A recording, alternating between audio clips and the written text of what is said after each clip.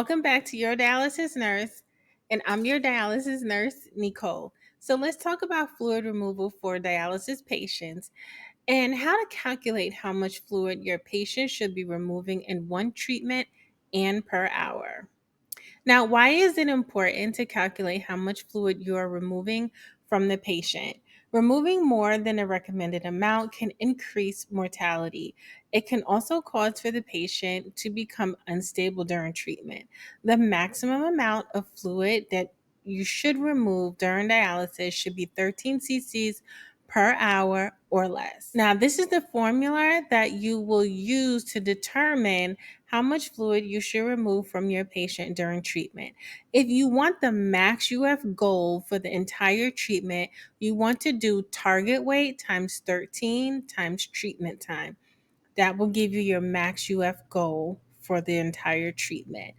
If you're looking to calculate how much to take off per hour, you want to do target weight times 13.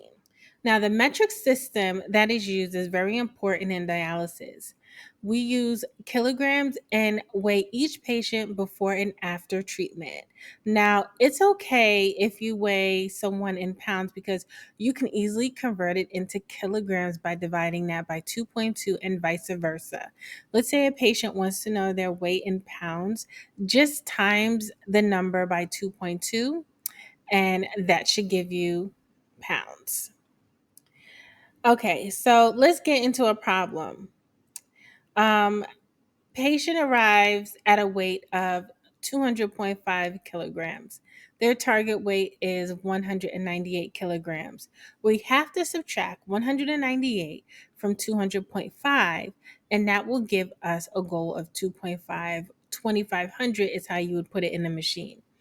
The goal we need is 2,500. So what's this patient max goal if the patient needs to run 3 hours? So we know this patient wants to run 3 hours.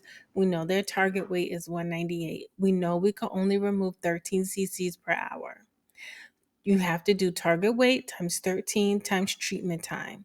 That is 198 times 13 times 3 gives us a goal of 7,772. Now, will we ever remove that much fluid from a patient? Never. You never want to ever remove that much fluid from a patient, at least not in that short amount of time. That's equivalent to removing 15 pounds of fluid. Let's try another problem. Patient arrives at a weight of 82 kilograms. Their target weight is 80 kilograms. We want to remove 80 from 82. The goal we need to set the machine for is 2,000. What's the patient max goal if the patient needs to run for 2 hours and 45 minutes? Again, target weight times 13 times treatment time. That's 80 times 13 times 2.75. Okay, now the converting of the time is important because you're not going to do target weight times 13 times 2.45. What you would do is target weight times 13 times 2.75. Let's say you have a patient that's running 3 hours and 15 minutes. You will do target weight times 13 times 3.25. Let's say you have somebody running 30 minutes, 3 hours and 30 minutes. You have target weight times 13 times 3.5. Okay, so you have 25.5, 75, and then you're back at the even amount again. So don't get confused with that, okay? That's key to making sure you have the right calculation as well. So, our max goal for this patient is going to be 2,860 because they're running 2 hours and 45 minutes. Okay. Now, we have the same patient, right? So, patient max UF is 2,860. But the patient has edema on lower legs, bilateral, and is hypertensive and tachycardic. The patient agrees to stay an extra 45 minutes. Treatment time has now increased from 2:45 to 3 hours and 30 minutes. What's the patient max goal if the patient needs to run 3 hours and 30 minutes? You do 80 because that's their target weight times 13 times 3.5, and that will give you a max goal of 3,640. Let's say you just want to know the max you could remove per hour for this patient treatment, and the treatment was paused for the first hour due to the patient not feeling well, but now you're turning the UF back on to start removing fluids again because the patient is feeling better. You want to make sure you stay within that goal, because if not, there is more probability that this patient is going to not complete treatment safely. So, patient is nauseous, treatment is paused. Patient is now feeling better and wants to start removing fluids.